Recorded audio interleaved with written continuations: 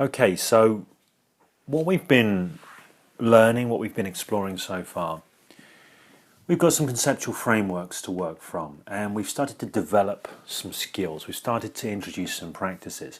The more you do these practices, the more you experiment with these things, what you're building for yourself is a skill set, an internal skill set. You're developing a capacity and ability to move your mind, to shift how you relate to your experience, to modify your experience in a variety of different ways. Now, what I want to say here is that the things I'm sharing with you here, these practices, they have value in and of themselves, in that you could use them as techniques, if you like, to move your mind, but that's not really what they're about. They're very much like playing scales for a musician, for example. Now, the job of the musician isn't to sit down in front of an audience and play scales, but musicians will play scales or use other sorts of drills in order to work up technique, in order to work up capacities, capabilities, strengths, and this kind of thing, that then they combine in a completely different way in their performances, with a completely different set of understandings in their performances, to create wonderful music. Now, what we're doing here is we're doing the basic work, building the skills. Your aim is to become an adept self-hypnotist, somebody who is highly skilled at transforming their own experience, stepping back from their own experience. By the way, what I will say with this is, just like being a musician, this can be a lifelong path. You could do it for a bit and stop, and you will always benefit from what you learned, or you can take it further. I've just got back from visiting my parents for the weekend, and I was speaking to my mother about somebody that she knows who had some exposure to NLP a number of years ago, and had been saying to her how wonderful it was. Done a very small amount of NLP, but said that she still continued to use NLP and had a lot of respect for it. And I'm sure that this is true for this person, but I'm also sure that this person is probably missing 99.9% of what there is in NLP and the potential of NLP, which does not detract from the fact that she gets great value from that 0.1% that she does know. And in terms of music, I mean, I'll use a metaphor of a guitar here, guitar playing. When I first started playing guitar, somebody gave me a copy of Denny Lane's Complete Electric Guitar book, which in the back had these chord positions, and I learned a handful of basic chords, the basic open chords: open E, open G, open A, open C, open D, and open F. These are the basic kind of chords that people generally learn to start with. And I learned these chords, and a friend of my brother's actually, really, lent me some AC/DC albums. And I remember what he said. He handed me the albums. He said, it's a bit basic, but it's good rock and roll. And I'd never heard AC/DC up until this point. So I had a guitar, had a handful of chords, I had the AC/DC songbook, and these AC/DC records. Now, the thing about AC/DC is it is basic, but you can take 3 chords and you can play an AC/DC riff. So I got some really quick gains in guitar playing because I could play a number of different AC/DC riffs after doing these, learning these chords from the book. So in a sense, I could play guitar quite quickly. That was, what was that? 30 years ago. That was 30 years ago. What I can play on guitar now is infinitely richer and more complex than the stuff that I learned to begin with. And still, what I really know now with guitar playing is how little I know. I still feel like I'm only scratching the surface, and I am. But I'm so far ahead of where I was. But it doesn't really matter. And it's the same. Another example you could use is martial arts. Somebody could go on a weekend workshop learning a few basic self-defense techniques, and they might find that they serve them very well. Maybe somebody works on the door, they're a doorman or something like that, and they go and they learn some self-defense techniques or some doorman's techniques, and they use those and they get a lot of use from them. But it doesn't compare to a lifetime of immersing oneself in different approaches to martial arts, self-defense, sports combat, this kind of thing, and the rich embodied skill set that one would build as a result of that. But nonetheless, the fact that you can do that doesn't take away from the fact that the basics themselves can be useful. So that's what I'm saying here. You can learn some basics from this work that were incredibly useful, or it could be the beginning of a rich exploration of an internal skill set that you could spend your life mastering, like any deep skill. Or maybe you're already on that journey, and what you're learning is just adding to that. Anyhows, aside from all of that, or underneath of all of that, what we're learning here is we're learning the equivalence of some basic scales, some basic drills, and they can be kind of used as techniques as well, but that's not really what they're about. And what we're going to use here is we're going to look at another one. We're going to look at using breathing. Now, breathing is an incredibly powerful tool. If you watch people as they go into different trances, one of the things that always shifts is their breathing pattern. Different states have different breathing patterns associated with them. People don't even notice that their breathing shifts, but their breathing shifts. Often you see somebody start to panic, their breathing gets shallow, it goes into the top of their chest. You see somebody who's struggling with some sort of emotional problem, and they may do a lot of breath holding. I often sit with clients, and when they start to get really into the core material of their stuff, they stop breathing often. They'll hold their breath. Breath holding becomes a significant thing. And it could be a relationship between this and fight-flight responses and this kind of thing. But what we get with the breathing is we get a nexus into shifting state. You get a point of connection, very powerful point of connection into shifting state. Another thing I'll point out with breathing is breathing is often used in meditation as a point to come back to, because breathing is something physical and it only happens in the moment. When your attention is on your breathing, your attention has to be on the moment, and it has to be in your body. Your body can only ever be in this moment. And when you pay attention to your breathing, your attention comes back into your body. So it's a fantastic way of bringing yourself into this moment in a more grounded and connected way. So I want to discuss a few points about breathing here before sharing with you a couple of breathing methodologies. And I will say that the breathing is an area that you can get deep into. Breath work, this kind of thing, is an area you can, this is a whole art in and of itself. There's a whole lot of different approaches to breath and breath work, and if you've got a real interest in this, you could go a long way with this on its own. But what we're covering here are a few simple ideas. Now, the first thing I want to say is something about the mechanics of breathing. When we breathe, we have primary breathing muscles and we have accessory breathing muscles. Now, our primary breathing muscle is our diaphragm, which sits under our rib cage, and it moves up and down. Essentially, it sort of tightens and loosens, but that has an up and down effect, almost like a piston moving up and down in a cylinder. And our rib cage is the cylinder, and our ribs are inside of that. So this is our primary breathing muscle, the diaphragm.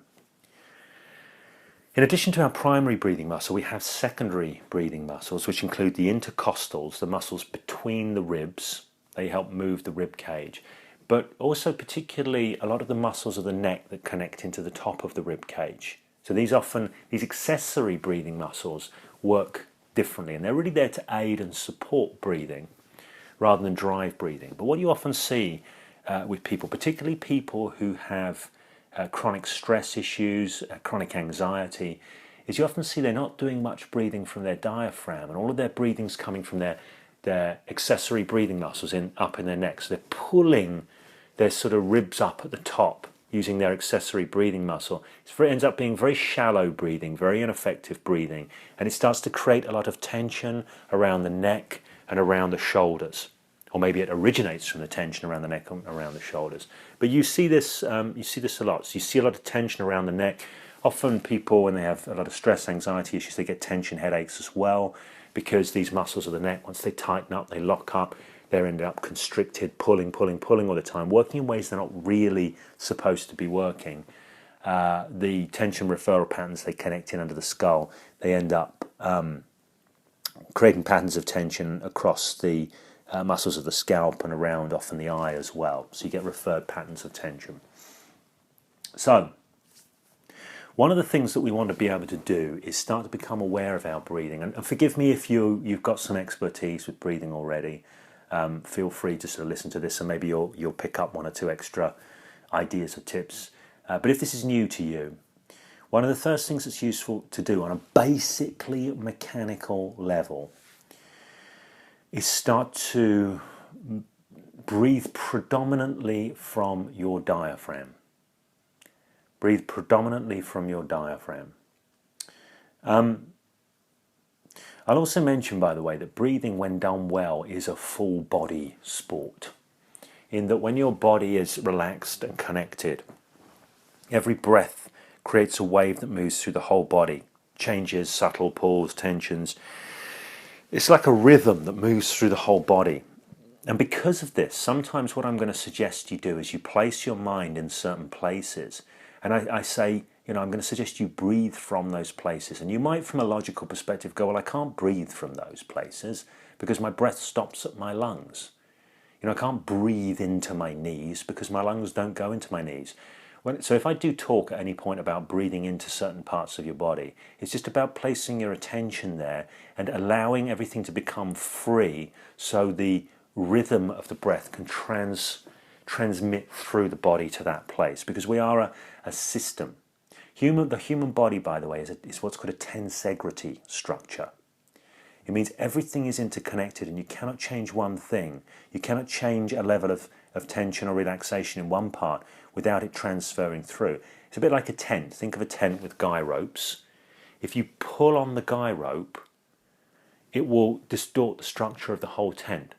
The guy rope comes out, the tent will half collapse or start falling down. A couple of guy ropes come out, the whole thing will fall down. So anywhere you prod the tent, that movement will transmit through the tent structure. It's a tensegrity structure, which is what we are as human beings.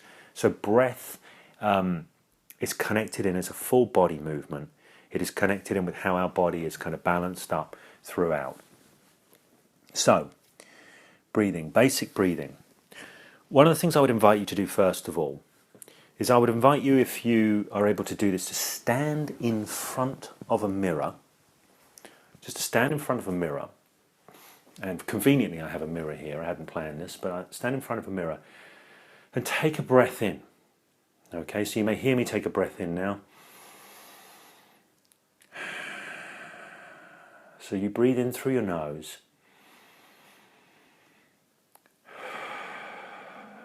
And breathe out through your mouth. Now what I want you to observe is as you breathe, as you take a breath, what happens with your shoulders? What happens with your shoulders? If you're like a lot of people, I wish I could do this on video. In fact, I may well redo this and do this bit as a video, or I'll do an adjunct video on it. But what happens with your shoulders? So what happens for most people is as they breathe in, their shoulders lift. Their shoulders lift and their chest sort of pulls out and up at the front. This often happens when you say to somebody, take a deep breath. And this is an indicator, this is a marker of somebody who is underusing their diaphragm and is overusing their accessory breathing muscles.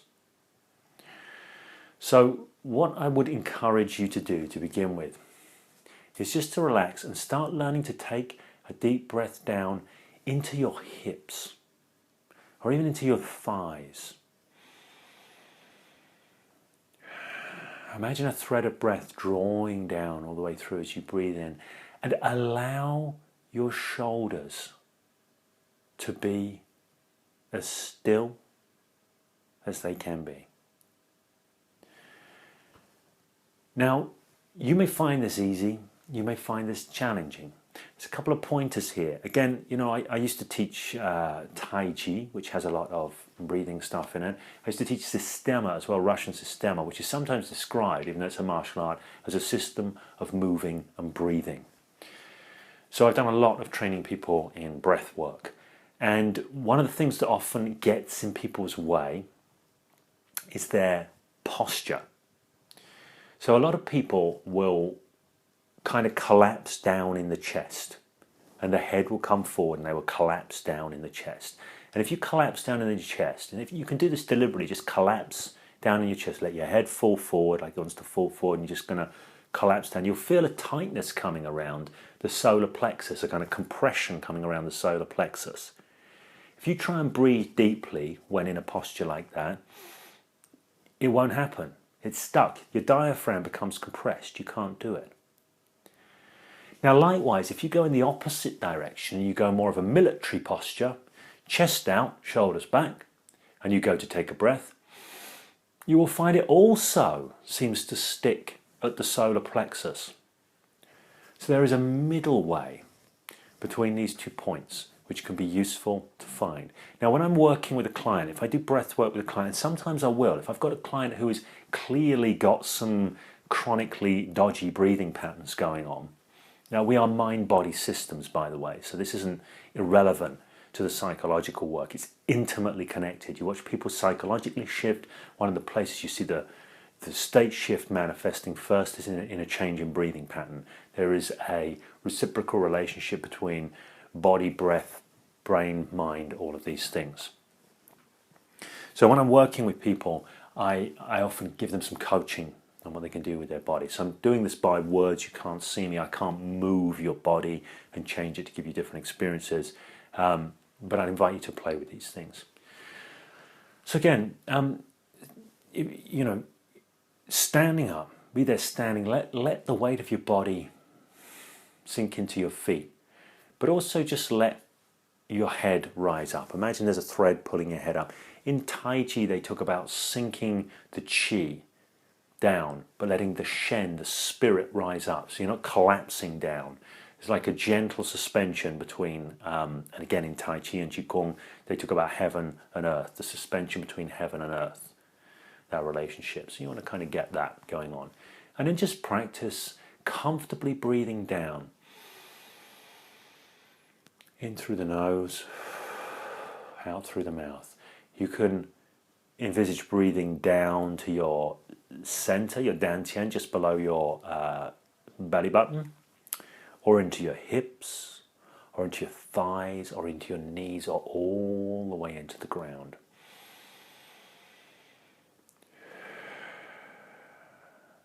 Now, you don't force the breathing, you allow it.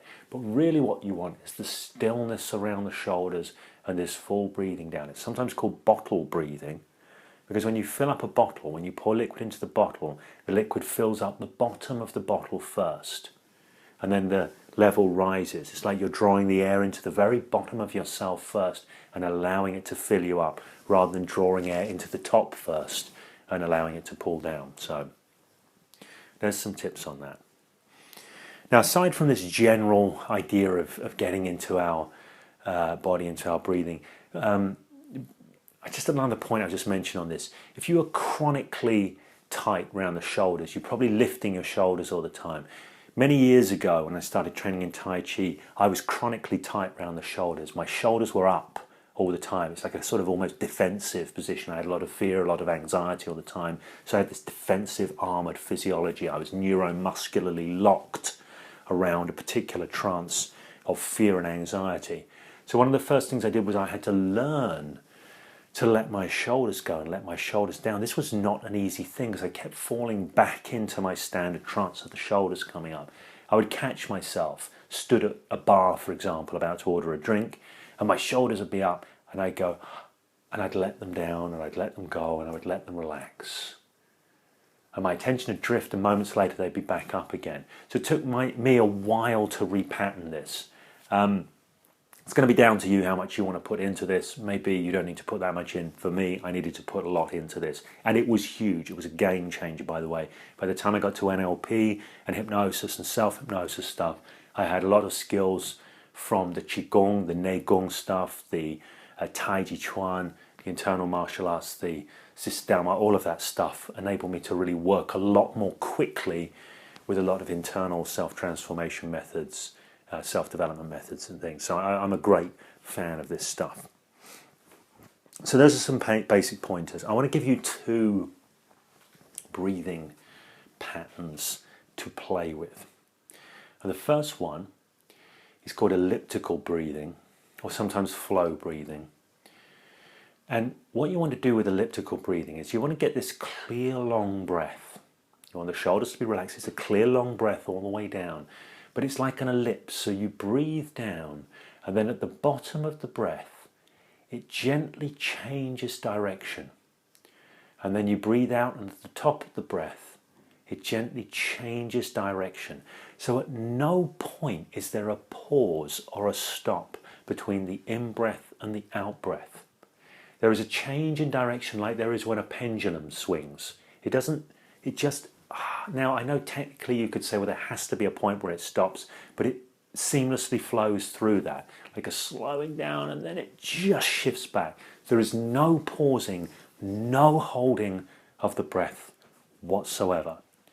So it's going to take a moment now, and this may seem ludicrous to do this because you can't see me do this. Maybe you can't even hear me do this, but there'll be a pause, and I want you to just in this moment explore and experiment with this elliptical breathing. So we're going to have a few moments here while we do this.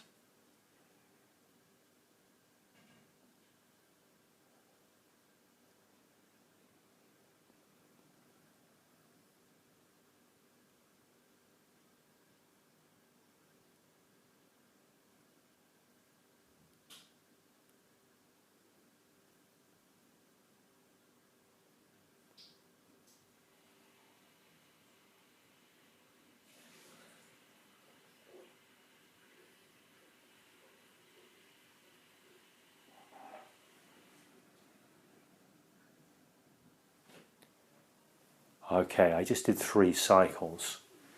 That means in, out, in, out, in, out. I did 3 cycles. And what I didn't say there is with this one, you can just do this through the nose. But it's really, the point is to really bring your consciousness and your attention to the top of the breath and the bottom of the breath, and have that transition happen smoothly. Go all the way through, no pause when the direction changes. And you want it to be smooth and long and fluid. Now this is a beautiful technique. It's a beautiful technique as a meditation technique because it requires you to bring exquisite levels of consciousness to those 2 points in the breath, because you're not just observing, you have to do something. So that draws you in. You have to do something which is consciously modulate the transition so it happens smoothly. And it's a very powerful thing. Now let me just tell you how you can use this, because you can practice this as a thing in and of itself. I will often use this with clients. When a client accesses a trance state, I will have them notice where they have the sensation in their body, and then begin to do the elliptical breathing, which I will have trained them in already, and have them notice how the breath touches and transforms the sensation in their body. So whilst I said before, these are like scales, these are things you practice to get skills. This you can use as a technique, because when you may find yourself, you may catch yourself in a trance that has some body sensation qualities, and by being with those, not resisting them, not pushing them away, not arguing with them, but by being with them and allowing the elliptical breath to touch them, this can be an incredibly transformative thing in terms of loosening up some of the structures of that trance, starting to break down the patterning of that trance. It's a very, very powerful thing to do. And in and of itself, it will bring you back into yourself, into your body, and into a grounding within your being in the moment. Now, I'm teaching you this one first. And the reason why is because it's a good foundation for the next one that I'm going to teach you. And the next one I'm going to teach you is earth breathing. Earth breathing. So earth breathing is very, very simple. You stand with your feet on the ground. You feel your feet grounded. You can feel your feet, if you like, sinking into the ground. Almost like there are roots reaching down. You're sinking into the ground, fully connecting into the ground, into the earth. You don't let your body collapse. Your body is light and alive, but your feet sink and ground.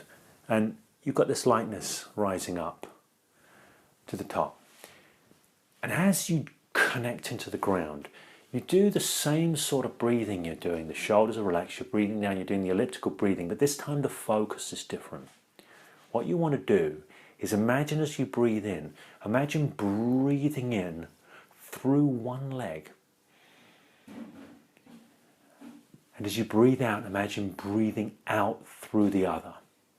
So it's like connecting down into the ground. And you imagine this ellipse, instead of going within, you imagine a different ellipse now, which is breathing up through one leg, turning at the top, down through the other leg. And the other point of the ellipse is deep in the earth or deep below the ground. If you're doing this stood on upper floor, it doesn't matter. It's the visualization. It goes down deep.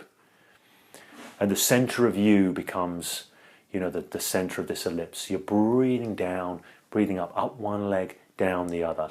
If you're going to practice this regularly, feel free to change the direction of the leg. Don't change it within each cycle. Do a few one way, take a break, do a few the other way. Again, connecting down. And one of the real strengths of this is it has, as you might imagine, a really grounding effect.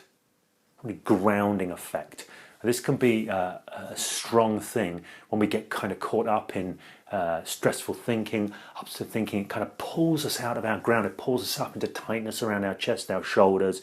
It pulls us up into shallow breathing. We want to connect back into this moment, connect back into our grounding, connect back into our groundedness, connect back into the ground. By the way, when you hear expressions in the world go, so-and-so, they're just a really grounded individual. That's not an accidental expression. Okay, it's a metaphor on one level, but on another level, there's a reason that metaphor's there. Because when people have their feet on the ground, they're connected into reality, into this moment. Everybody gets that intuitively. So the thing about this method of breathing, it is inherently grounding. And with all of these, allow your mind to become calm, by the way, as well. If you remember we did the leaves on the stream. You see, if you've been practicing leaves on the stream, you can allow your thoughts just start to, you get a freer relationship. It becomes easier just to let those thoughts go. So you're going to be letting your thoughts go. You don't have to consciously do it because you're not doing leaves on a stream here. But the skill of leaves on a stream starts to be carried with you unconsciously. So your thoughts can be let go of, and you can use the breathing to get back into the body and ground yourself. This is a powerful thing. So that's the second type of breathing. And again, you can do this and you can notice. If you find yourself going into a trance that has body sensations associated, you can notice the body sensations. Keep awareness on the body sensations and connect into earth breathing. And allow the earth breathing ellipse to touch the body sensations. And notice what you notice as the breathing touches the sensations. Notice how it transforms them. So, I'm going to teach you one more breath form. This is called heart breathing. Heart breathing. And this is very simple. You're using the same kind of breathing mechanics. Smooth, fluid, elliptical.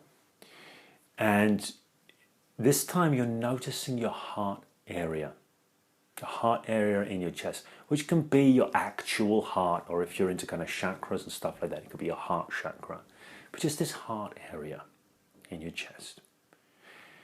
And all you're doing is you're breathing in and you're breathing out, and you're imagining breathing in and you're imagining breathing out just through your heart area.